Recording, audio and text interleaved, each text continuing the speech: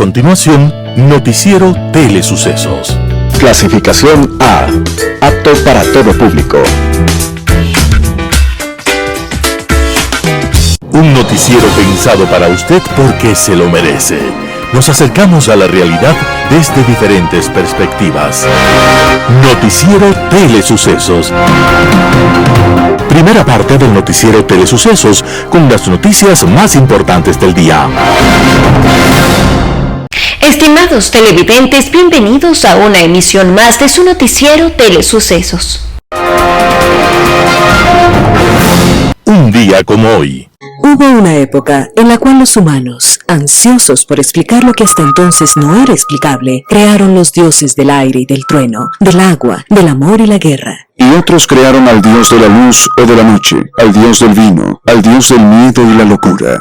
Dioses imposibles pero muy útiles para explicar misterios, para imaginar favores o para calmar miedos. Esos dioses maravillaban a otros pueblos y los intercambiaban o los tomaban prestados sin ningún conflicto, y la colección de dioses siguió creciendo. Pero hubo un momento dramático, cuando alguien dijo que no existía sino un solo Dios, uno único, y que ese único Dios era el suyo, y que los demás dioses eran falsos y despreciables. Entonces, con las religiones monoteístas, apareció la violencia religiosa. Dos de los grupos monoteístas enfrentados fueron cristianos y musulmanes. Entonces los cristianos organizaron las cruzadas para invadir territorios árabes y habían tomado Jerusalén, la ciudad sagrada de los musulmanes. Uno de los momentos más dramáticos se dio cuando Saladino, el líder musulmán, reconquistó Jerusalén.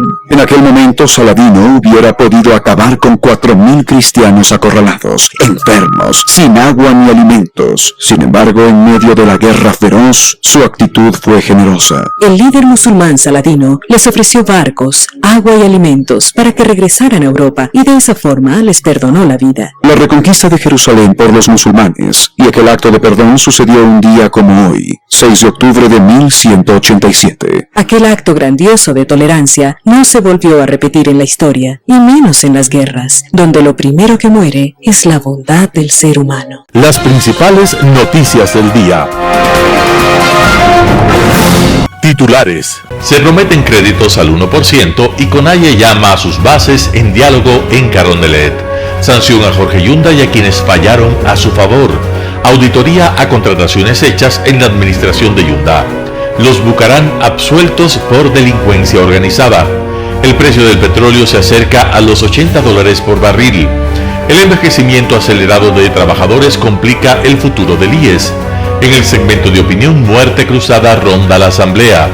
Los editoriales serán de Carlos Mosquera, Nuestro Seguro Social. Talía Flores, Ecuador pierde la inocencia, el enemigo está adentro.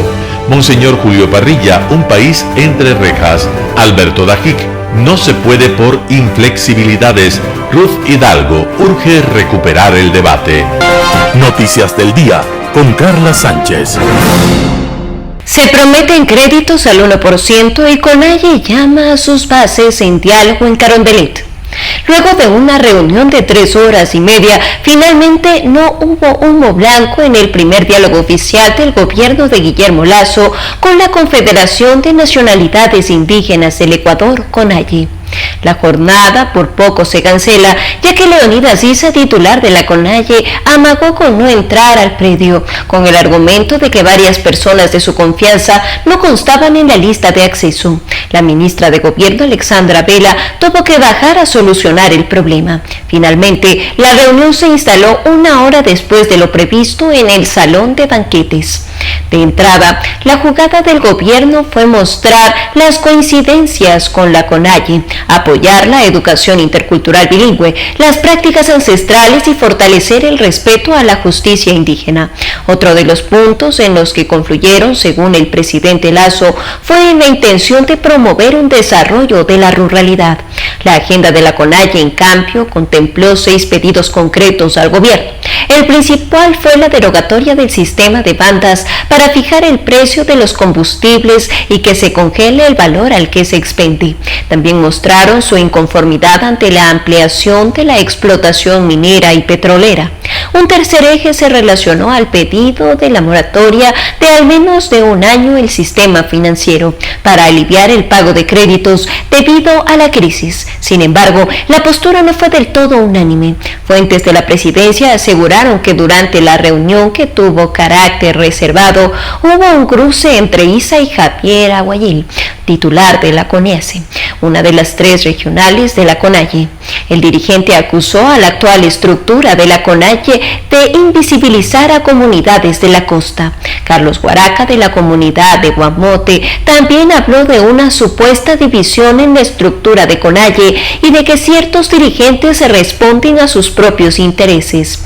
Otra de las demandas que la CONAIE hizo al gobierno fue revisar la política laboral, establecer mecanismos que garanticen el costo de producción para agricultores y el respeto a los derechos colectivos de pueblos y nacionalidades indígenas.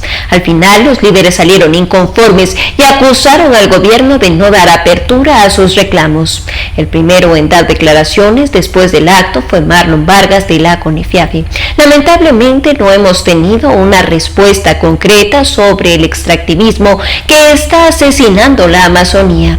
Le siguió Carlos Sucusañay, presidente de la Ecuarunari, quien dijo que tuvieron toda la voluntad de dialogar y que continuarán defendiendo la vida de los ecuatorianos. El remate lo dio Leonidas Issa con el anuncio de que se convocará inmediatamente a un consejo ampliado de la CONAIE, en donde se tomarán las decisiones colectivas para dar respuesta al gobierno y al país. El mandatario defendió su postura y dijo que en el país el diésel es barato, pero los vehículos y sus respectivos tienen un mayor valor comparado con otros países. Explicó que se les ofreció poner en orden cada elemento de la economía para que cada precio tenga una racionalidad. Tenemos el diésel más barato, pero las camionetas más caras, los vehículos más caros. El presidente de la CONAIE aseguró que en la reunión también se abordó la desnutrición crónica infantil, pero igualmente criticó esa política. Acompañado de la ministra de Gobierno y de otros funcionarios, Lasso anunció que a partir del 1 de enero del 2022 se implementará el mecanismo para entregar créditos al 1% de interés para pequeños agricultores y emprendedores, tal como lo ofreció en campaña presidencial. En materia de extractivismo, el mandatario prometió que no se desarrollará minería a cielo abierto cerca de fuentes hídricas y que todos los proyectos contarán con la aprobación del Ministerio de Ambiente. En el diálogo también se abordaron los tratados de libre comercio que impulsa el gobierno como parte de su estrategia de reactivación. No nos podemos negar a integrarnos a la modernidad, a abrir mercados para vender productos que muchas veces no encuentran su precio justo porque somos una sociedad pequeña. Lasso ofreció continuar con diálogos enfocados en temáticas específicas e insistió en su apertura para conversar sobre los temas en los que hay visiones distintas. La discordia no es el camino para lograr el desarrollo. La dirigencia de la CONAIE, en cambio, comprometió a otras organizaciones sociales a sostener la unidad de lucha en un acto previo efectuado en el Parque del Arbolito. Sanciona a Jorge Yunda y a quienes fallaron a su favor. En el Tribunal Contencioso Electoral hay 2 denuncias de primera instancia en contra de Jorge Yunda por la misma infracción, pero con diferente sentencia. Una declaró que el exalcalde no es infractor y la otra lo dejó sin derechos políticos por 3 años. El juez del TCE, Ángel Torres, emitió su dictamen la mañana del pasado lunes 4 de octubre del 2021. En el documento se señala que además de haber perdido los derechos políticos, Yunda deberá pagar una multa de 50 salarios básicos unificados, es decir, $20,000.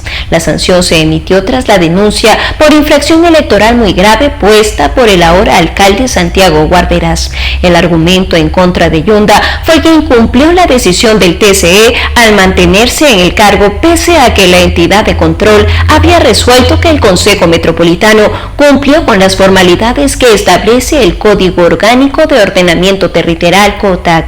Sin embargo, Yunda continuó gobernando. Además, Guarderas planteó que las sentencias de la jueza María Belén Domínguez sobre la acción de protección a favor de Yunda y de la Corte Provincial que ratificó ese recurso y le permitió mantenerse a Yunda en el poder interfirieron con lo resuelto por el TSE. Sin embargo, el 22 de septiembre pasado, el juez y presidente del TSE, Arturo Cabrera, también resolvió una denuncia similar. La presentó Jessica Jaramillo, del Frente de Profesionales por la Dignidad de Quito, agrupación que inició el proceso de remoción que terminó con la salida del exalcalde, pero fue rechazada. Así, las dos sentencias por la misma causa resultan opuestas. Por otro lado, Torres consideró que Yunda incumplió con lo decidido por el TSE. Además, sancionó a Domínguez y a los jueces de la Corte Provincial, Raúl Mariño y Senia Solanda Vera. En cambio, el juez Cabrera resolvió que no se había aprobado la infracción y argumentó que la remoción se había ejecutado cuando el 19 de julio pasado Guarderas asumió la alcaldía por 11 días. Esto pese a que después debió dejar el cargo por la decisión de la Corte Provincial a favor de Yunda. Guillermo González, abogado de Yunda, dijo que analizará con un exalcalde la estrategia que asumirán. Hasta la tarde de lunes no habían decidido todavía si pedirán una declaración o una ampliación antes de solicitar la apelación. El exalcalde tiene hasta el próximo jueves para presentar cualquiera de esos recursos. Sin embargo, si decide por la declaración y la aclaración o ampliación, primero debe esperar una respuesta del TSE sobre esos pedidos antes de apelar. González se mostró inconforme con la decisión porque en la misma audiencia había planteado el problema que se generaría por la resolución de dos causas similares. Si se ratifica en segunda instancia la pérdida de derechos políticos, Yunda no podrá participar en las seccionales del 2023. En el caso de las multas económicas, la sentencia de Torres señala que deberán ser depositadas hasta 30 días después de que la decisión esté ejecutoriada. Sin embargo, si los sancionados apelan, ese plazo se detiene y dependerá de si el Pleno ratifica la penalización. Las decisiones del TSE ocurrirán después de que Yunda ya perdió el cargo. El pasado miércoles, la Corte Constitucional decidió otorgar la medida extraordinaria de protección a favor de Guarderas. Auditoría a contrataciones hechas en la administración de Yunda. Unos 81 procesos internos de contratación realizados en el municipio durante la administración de Jorge Yunda serán auditados por la Contraloría General del Estado. El pedido lo hizo el mismo Cabildo, pero esta vez presidido por el alcalde Santiago Guarderas, a través de un oficio enviado el pasado lunes 4 de octubre del 2021. Así se solicitó un examen especial a los procesos que se realizaron en el periodo comprendido entre el 14 de mayo del 2019 y el 30 de septiembre del 2021. Según el anuncio del municipio, serán 40 procesos hechos en el 2019 y otros 22 en el 2020 y 19 en lo que va de este 2021. El pasado 30 de septiembre, la nueva administración dio a conocer sobre un nuevo código de ética que deberán suscribir los nuevos funcionarios municipales. Los Bucaram absueltos por delincuencia organizada. El expresidente Abdalá Bucaram y su hijo Jacobo fueron sobreseídos del delito de delincuencia organizada. Otros dos procesados por ese ilícito también recibieron ese mismo fallo a su favor. Esta decisión la adoptó el juez Giovanni Freire este 4 de octubre del 2021 durante una audiencia en el Complejo Judicial Norte de Quito. Con esa resolución se revoca la acusación penal en contra y ya no deben comparecer en la etapa de juicio. Tras la diligencia, la Fiscalía indicó que no está de acuerdo con la decisión del magistrado y por eso apelará. El artículo 605 del Código Integral Penal establece que un juez dictará el sobreseimiento cuando se concluya con los hechos que no constituyen delito o los elementos en los que el fiscal ha sustentado su acusación y no son suficientes para presumir la existencia del delito o participación de la persona procesada. En cambio, otros 3 imputados en esta causa sí fueron llamados a juicio. Según la Fiscalía, los sospechosos planificaron y ejecutaron actividades delictivas entre marzo y octubre del 2020 2020. Todos son investigados porque supuestamente obtuvieron beneficios económicos en el contexto de la comercialización de pruebas para COVID-19 y de mascarillas durante la emergencia sanitaria. Por este caso ya fueron sentenciados 2 exagentes de la AMT, Agencia Metropolitana de Tránsito, en abril de este año. Los exuniformados fueron declarados autores directos del delito tras un proceso abreviado. Los 2 acusados aceptaron su responsabilidad en los hechos. A través de sus redes sociales, el exmandatario pronunció sobre esta resolución judicial: Dios existe, Abdalá y Jacobito fuimos sobreseídos en juicio en Quito.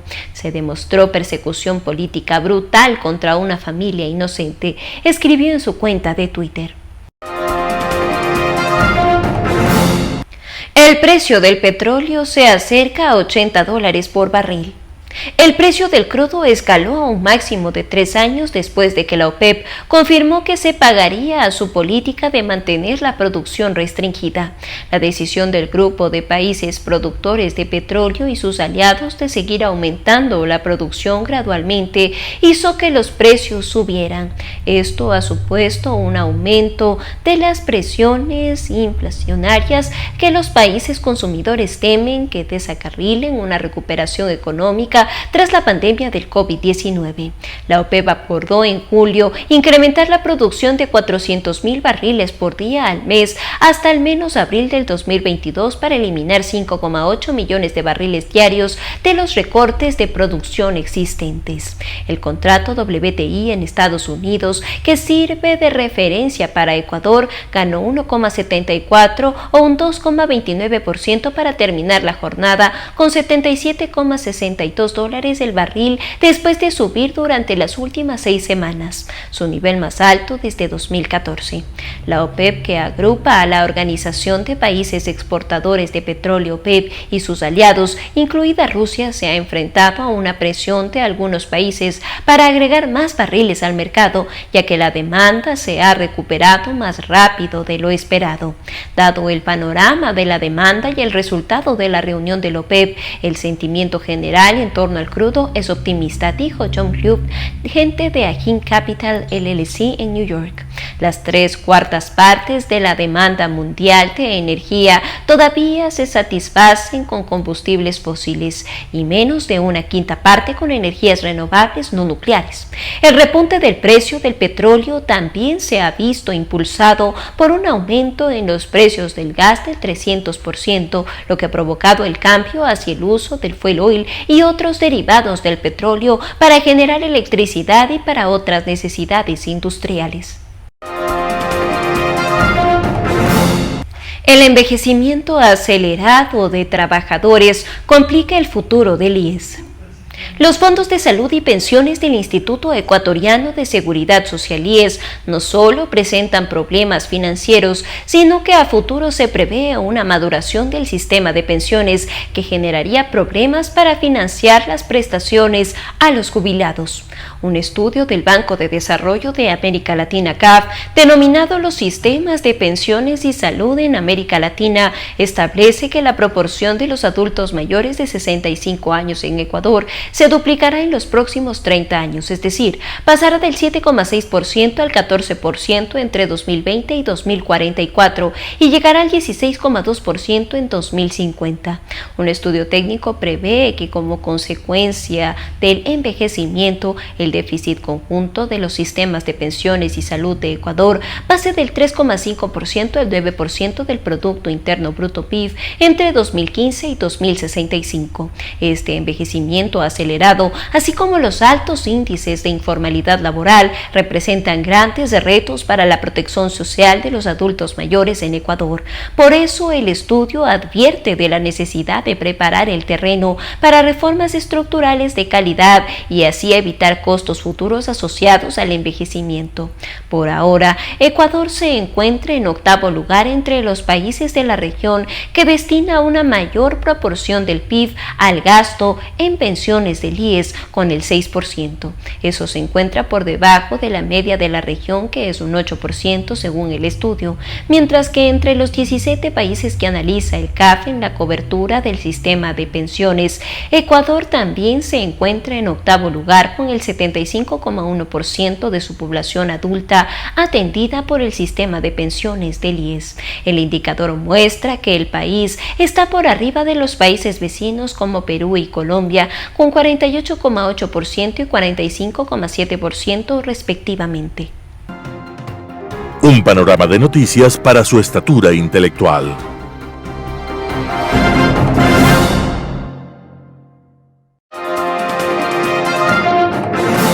Opinión. Bienvenidos. Los hechos que se dan en las últimas horas nos llevan, quién sabe, a especular. Podría ser eso una realidad.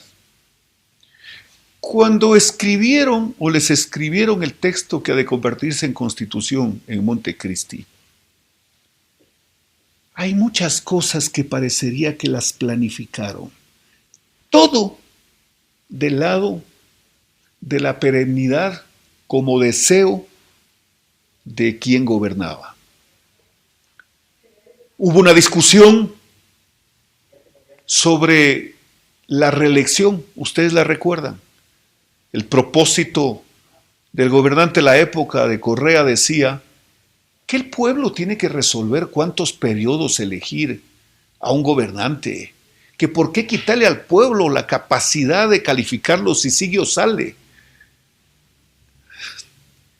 Bastante cursi el tema, ¿no? Pero hubo un grupo de constituyentes de Montecristi que se les opuso. Yo no sé si eso realmente fue un acto de convicción o fue una treta. Porque claro, de pronto la propuesta presidencial tenía como contrapartida un acto democrático. Y pues ustedes comprenderán que eso, con solo un poquito de ingenuidad, pasa, pues. Y pasó. Pero es que esto no queda así nomás, pues. Tenemos que definir el tema. Estoy suponiendo las tertulias entre ellos en Montecristi. Tenemos que definir el tema que tiene que ver con la muerte cruzada. Con eso nos vamos, dejamos una persona, escogemos un candidato que pueda ganar, no importa si hacemos mayoría en la asamblea, quién sabe que ni siquiera sea importante eso. Y el momento que llegan, tendríamos que ir pues por la muerte cruzada, porque como no permiten que el Ejecutivo gobierne y obstruyen todo, vamos por la muerte cruzada. Para eso, pues ponemos una persona que cuide al candidato presidencial a que cumpla a rajatabla con lo primero que tienen que cumplir es protegernos de cualquier cosa que nos puedan, entre comillas, armar. No armar. Ya Lavallato desde 2015 en Brasil nos daba cuenta lo que habían hecho Odebrecht y algunas empresas brasileñas en el Ecuador y en algunos países de América. Muy bien, pues, ocurre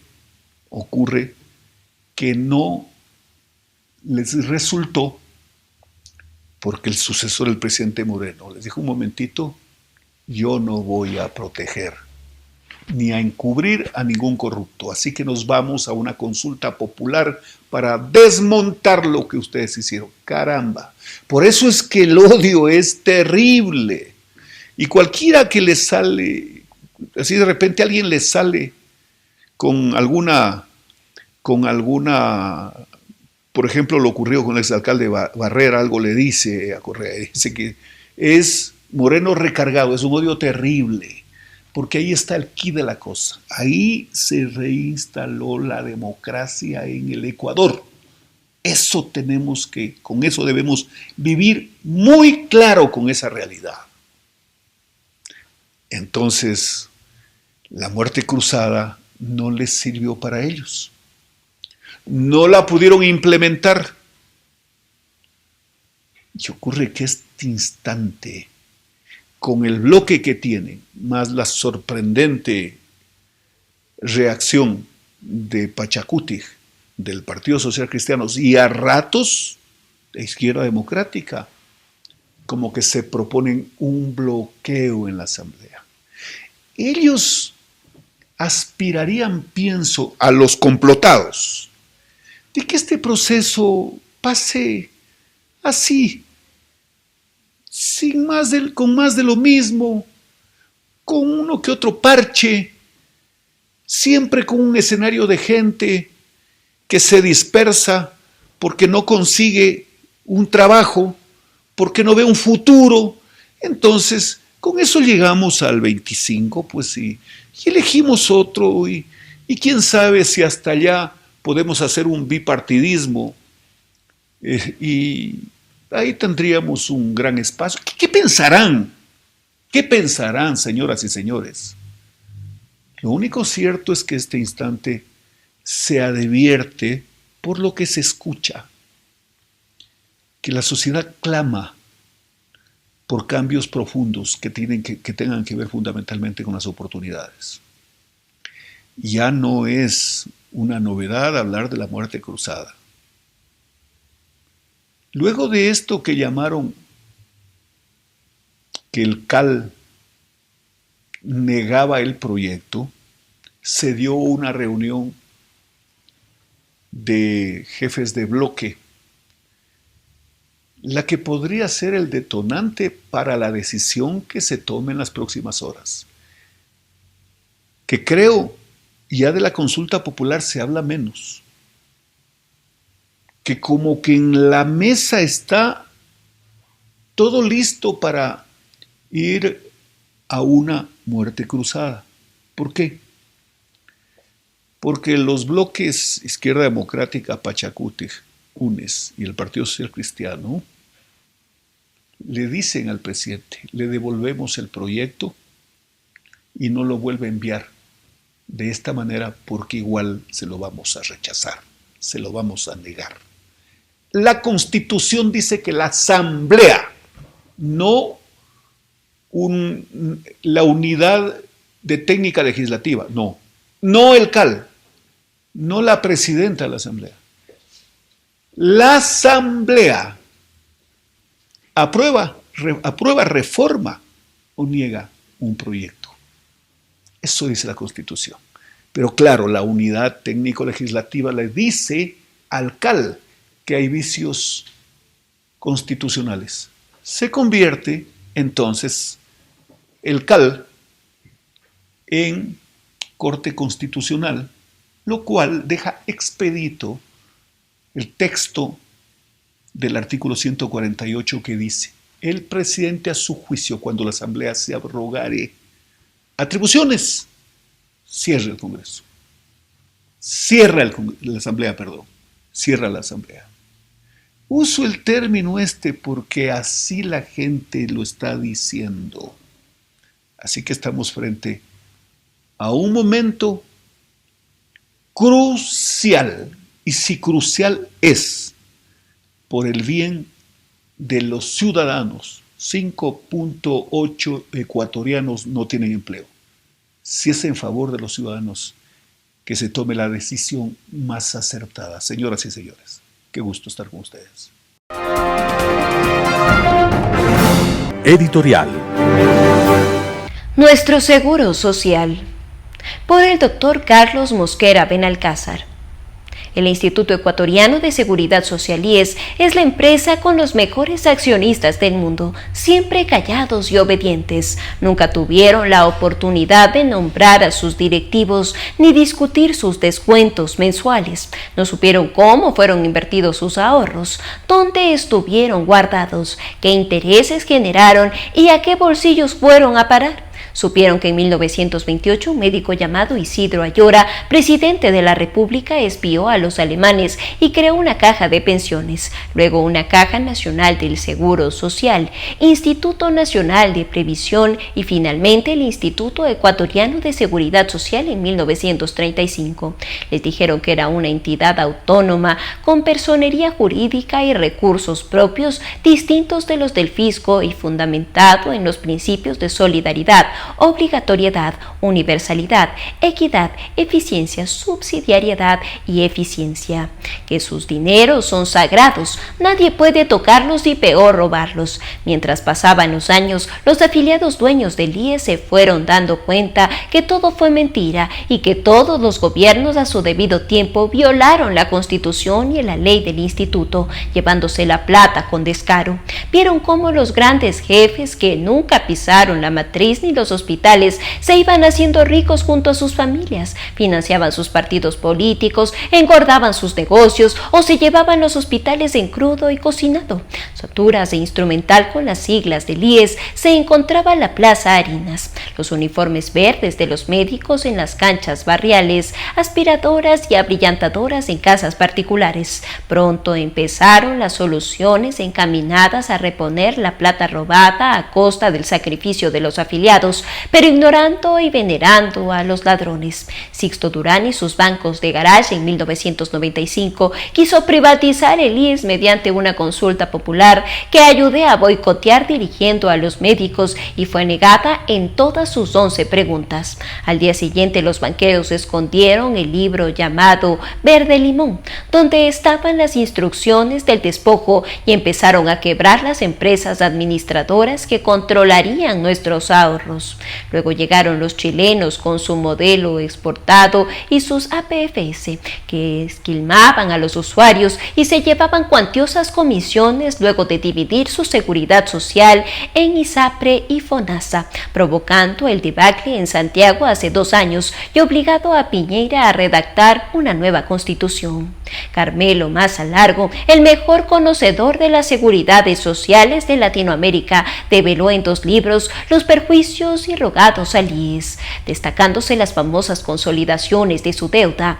Llega luego hasta la 8ª. Cada 2 años se convocaba al señor IES y se le hacía acuerdo cuánto se le debía, pero nunca se le pagaba. Así se acumuló la deuda criminal que tuvo su clímax cuando se la convirtió en dólares y cuando llegó, para desgracia de la patria y el IES, el mayor ladrón de la historia, condenado y prófugo a incrementarla.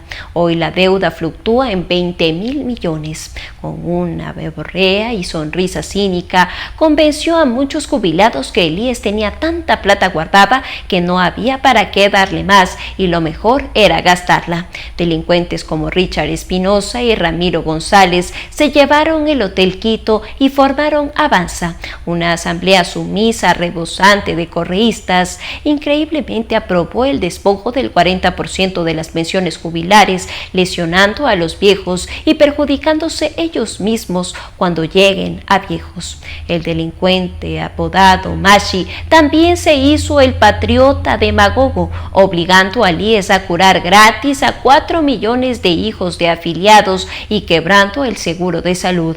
Así está el IES al borde del descalabro y con sus verdugos conocidos exhibiendo su esculticia y descaro. Se les escucha dando cátedra de seguridad social y de cómo exprimir los bolsillos de los viejos para que el seguro no muera. Quienes primero deben resolver la crisis devolviendo el dinero robado son los correístas. Se impone la promulgación de una lista extensa de ladrones del IES ausentes o en funciones. Por el doctor Carlos Mosquera Benalcázar. Ecuador pierde la inocencia, el enemigo está adentro. Talía Flores, primicias.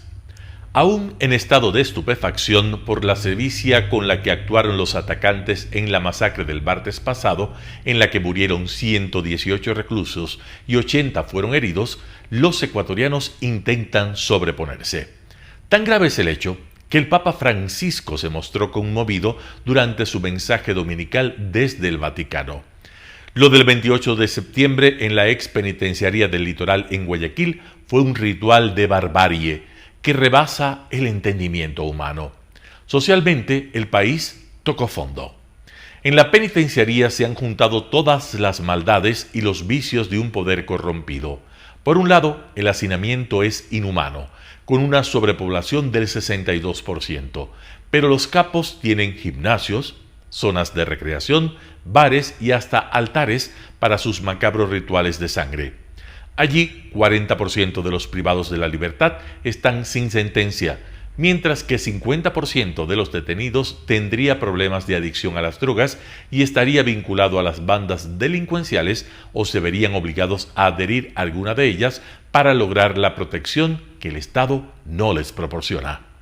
La masacre de septiembre encontró al gobierno desprevenido porque no asimiló el mensaje de la presencia de un dron sobrevolando el espacio de la prisión solo días atrás en una muestra de supremacía de las bandas al tener el control hasta del espacio aéreo.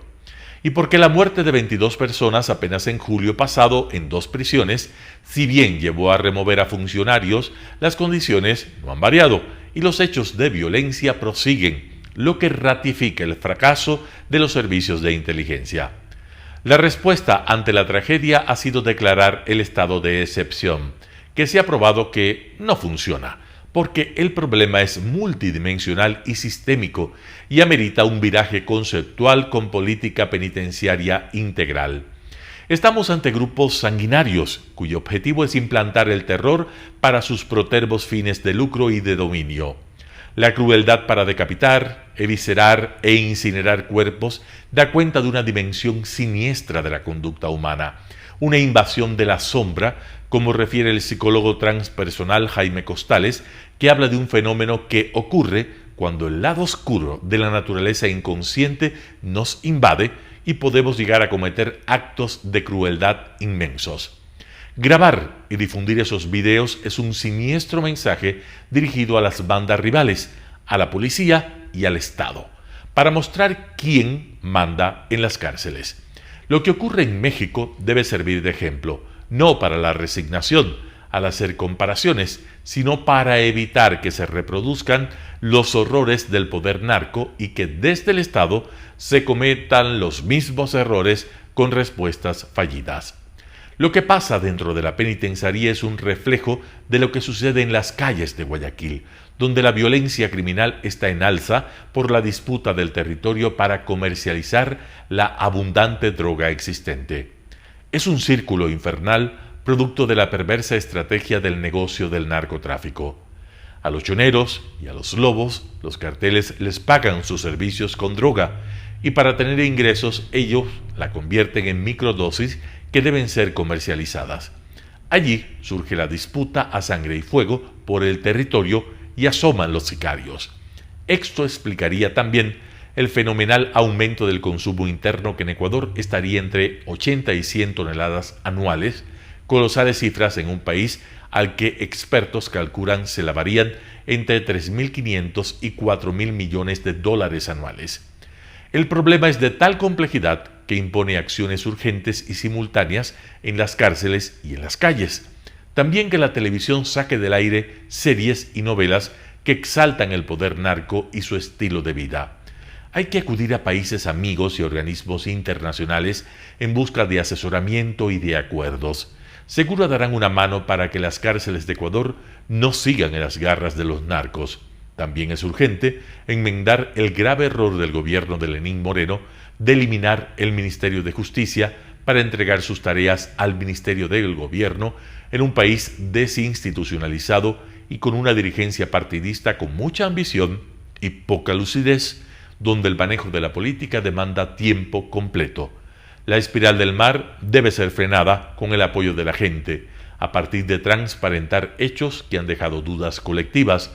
Nunca se supo, por ejemplo, quiénes participaron y qué sanciones recibieron aquellos que permitieron que los rastrillos de las Fuerzas Armadas fueran penetrados y desde allí se traficara material logístico para grupos vinculados a un cártel mexicano. Tampoco quienes introdujeron 1 tonelada de cocaína en la base de Manta 3 años atrás, así como quiénes fueron los cómplices de un oficial militar ecuatoriano que fue mencionado en 2018 durante el juicio al Chapo Guzmán en una corte de Nueva York como vinculado con las FARC para transportar cocaína por el puerto de Guayaquil y que fuera asesinado en la cárcel. Pero más que nada, los ecuatorianos quieren evidencias de dónde y cuándo se incineran las toneladas de droga que se capturan. Con tanta sangre derramada, el país ha perdido la inocencia al descubrir que el enemigo está adentro. Por la supervivencia de la nación, hay que sacar fuerzas para encarar el mal con valor y entereza. Talía Flores, Primicias. Un país entre rejas, por Monseñor Julio Parrilla de El Comercio.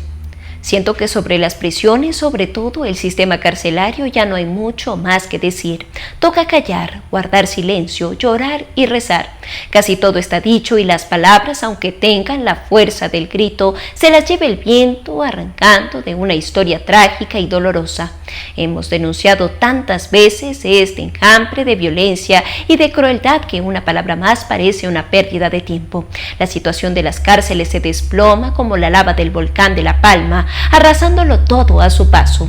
Política, sistema, proyecto, formación, profesionalización, rehabilitación, oportunidades, lucha contra la corrupción, presupuesto, son palabras que no significan nada frente al desguello de los privados de la libertad. Trabajé 5 años en el ex penal García Moreno de Quito. Fueron años intensos, difíciles, pero al mismo tiempo fueron años de esperanza, de conocimiento de la realidad humana, de aprendizaje, de hartura y de hambre. Hartura de ver y de tocar a un lado oscuro de la realidad humana, la carencia de medios, el caos encerrado entre 4 paredes y hambre de ver luz, de ver hacerse la ilusión de ver un rayo de bondad, de justicia, de paciencia, que pintara de blanco o de azul cielo tanta herrumbre y tanto dolor.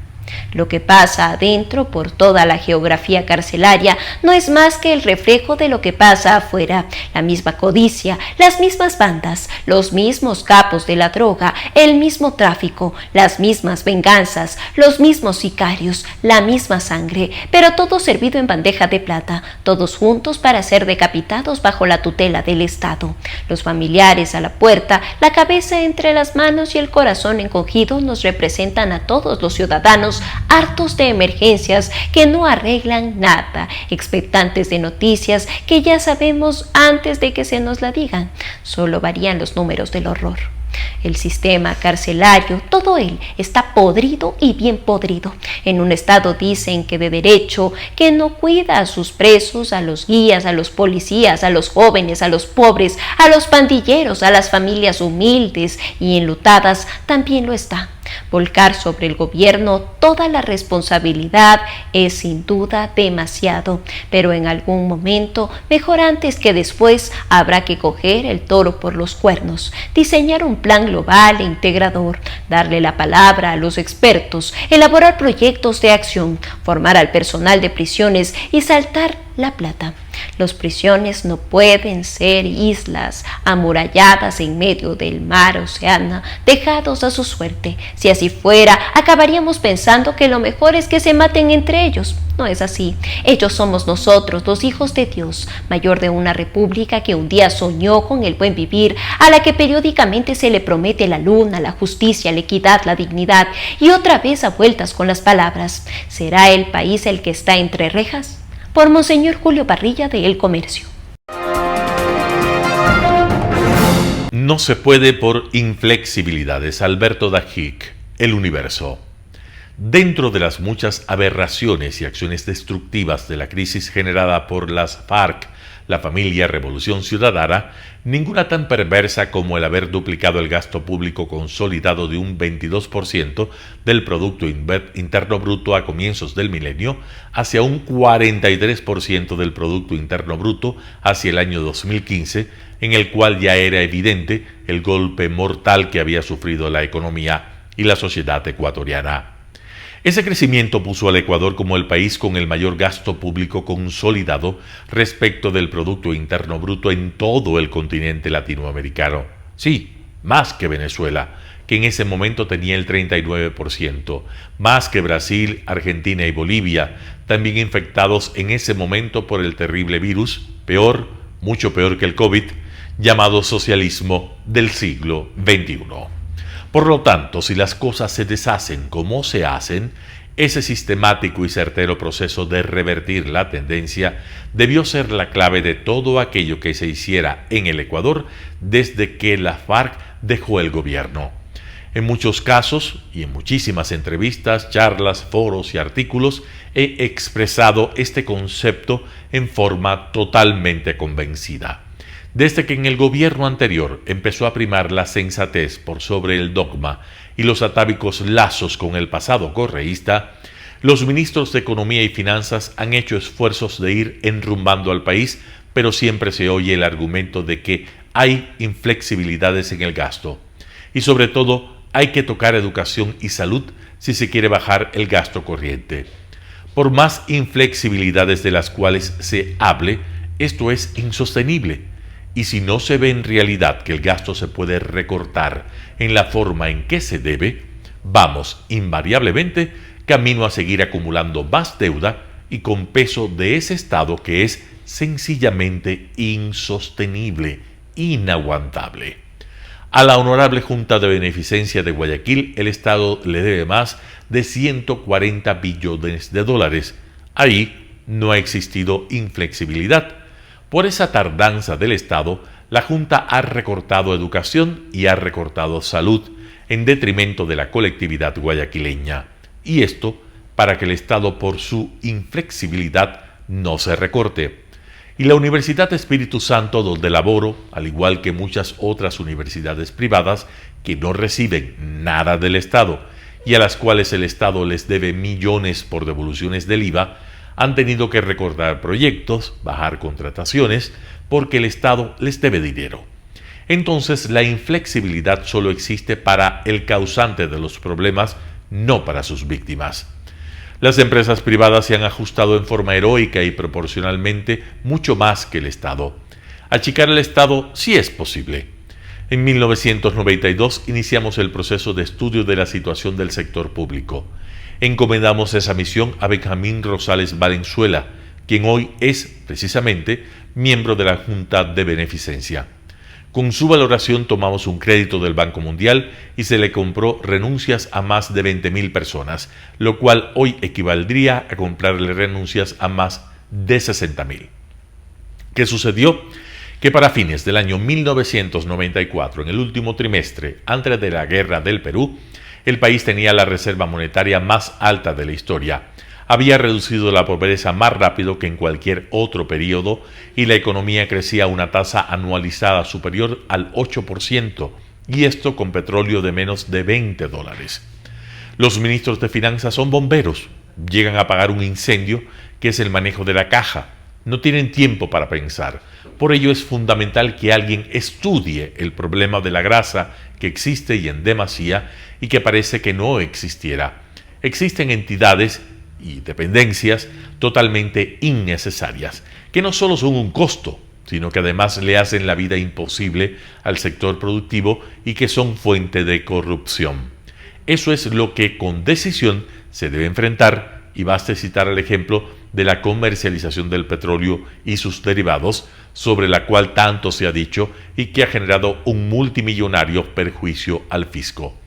Hay entidades como la Subsecretaría de Transporte Aéreo, que no tiene sentido en existir cuando existe una Dirección de Aviación Civil que es la encargada verdaderamente del control del transporte aéreo.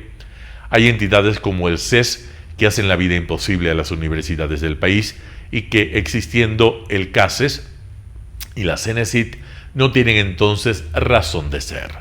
Los ejemplos podrían llenar una página, que no cabe que en un espacio limitado de este artículo de prensa. El sacrificio de la sociedad debe partir incuestionablemente por la demostración de que el Estado es eficiente y no tiene grasa. Otra está muy lejos de ser realidad, cosa que ya no ha pasado, y cómo el gobierno estudia este problema, a quien suele encomienda, cómo se logra saber cuánto personal debe existir y qué instituciones o dependencias deben desaparecer. Eso estaría de alguien que solo se dedique a ello y que produzca el resultado que han dado la Junta de Beneficencia, las universidades privadas y las empresas del país frente a la crisis y que el Estado se rehúsa a dar. Alberto Dajic, El Universo. Urge recuperar el debate, por Ruda Hidalgo de Cuatro Pelagatos. El debate constituye uno de los ejercicios democráticos por excelencia y eso es lo que justamente se espera cuando se trata de aprobar leyes. El debate público siempre es el mejor camino para legislar de forma acertada. Cuando se hace con responsabilidad, debatir proyectos de ley es un ejercicio sano, una oportunidad de confrontar tesis e ideas y además constituye una oportunidad para que los legisladores demuestren al país su capacidad de dejar de lado sus intereses propios y empujar los intereses colectivos. Visto de otra manera, un buen debate legislativo también es una oportunidad para lograr credibilidad de los actores políticos ante la opinión pública. Ante la urgencia de la reactivación económica, la ciudadanía estaba expectante sobre la entrega del Ejecutivo a la Asamblea Nacional de las reformas que se venían anunciando. Finalmente sucedió y la respuesta del CAL ha sido negar la calificación de la ley, una negativa que ha provocado más de un análisis y ha disparado la discusión acerca de que quizás esta decisión no tenga argumentos legales muy sólidos. Y hay base legal para pensar que el CAL pudo actuar diferente. De hecho, el artículo 140 de la Constitución de la República señala que la presidenta o presidente de la República podría enviar a la Asamblea Nacional proyectos de ley calificados de urgencia en materia económica. La Asamblea deberá aprobarlos, modificarlos o negarlos dentro de un plazo máximo de 30 días a partir de su recepción. El trámite para la presentación, discusión y aprobación de estos proyectos será el ordinario, excepto en cuanto a los plazos anteriormente establecidos. Según este mandato constitucional, se supondría que el CAL, al ser una ley de carácter económico urgente, debía haber permitido que pase y se someta a debate. Es verdad que la propuesta provocó una serie de reacciones que vistas desde afuera anunciaban un debate en el seno del legislativo que posiblemente viabilizara una amplia discusión y que en teoría podía haber terminado en conseguir un texto más pulido y mejorado. Incluso se habría podido corregir algunos elementos y poner otros que generen consenso nacional. La resolución del CAL cambia el escenario porque en lugar de dar paso y que sea sometido al debate a la ley, al haberlo devuelto, el Ejecutivo puede decidir cambiarlo, dividir las materias, eliminar otras, enviar solo una, la tributaria por ejemplo, o incluso pelear la constitucionalidad de la decisión del CAL con el consecuente desgaste político. Mientras todo esto ocurre en la arena política, ha llamado la atención el nivel de polarización y fragmentación que reina en la ciudadanía y se ha evidenciado cuán difícil resulta reflexionar con la razón y la objetividad en estos tiempos. La ceguera y el apasionamiento de varios sectores prácticamente han matado a la propuesta en redes sociales. La irresponsabilidad de los detractores acérrimos del texto, por un lado, los del otro, y los defensores a la muerte del mismo, han puesto a los ciudadanos en la mitad de una bronca que no debería ser tal, sino una oportunidad para debatir temas que son importantes para todos y cuyo trasfondo es cómo generar más trabajo. Es obvio que en un tema tan complejo hay diversas posiciones. Cambiar el chip cuesta mucho, pero si el proyecto hubiera sido visto como lo que es una propuesta, tal vez se le daba una oportunidad y se mejoraba. Pagar impuestos ciertamente es algo que no gusta a nadie, pero en la situación actual del país se vuelve necesario para poder apoyar la generación de programas de apoyo social a quienes menos tienen. Si bien la base imponible propuesta ha sido criticada, por eso mismo debe ser debatida y al mismo tiempo introducir otras cosas como mecanismos de sanción y cobros a los evasores y la reducción del gasto público. Por otro lado, otra vez, ojo con las redes sociales. Estas ni son ni pueden ser el último tribunal de la alzada en cuestiones que son de vital vital importancia para el país. Es un error garrafal creer que es un medio único, válido para calificar o descalificar personas, ideas y proyectos. Es necesario recuperar la capacidad de debatir ideas como un ejercicio sano de democracia. Aun cuando los textos no sean aprobados, la certeza de que todos tuvieron la posibilidad de criticar, aportar y sugerir dignifica el sentido democrático de la colegislación. Urge recuperar el debate. Por Rudy Hidalgo de Cuatro Pelagatos. Y así finalizamos una emisión más de su noticiero Telesucesos. Manténgase en la sintonía de nuestra programación y no olvide seguirnos por nuestras redes sociales. Nos encuentran en Facebook como Telesucesos Quito, en Instagram como @telesucesos_, en Twitter como @telesucesos29, en YouTube como Telesucesos HD y también por nuestra página web www.telesucesos.net. Hasta la próxima. Lo mejor de la mañana informando para usted. Noticiero Telesucesos.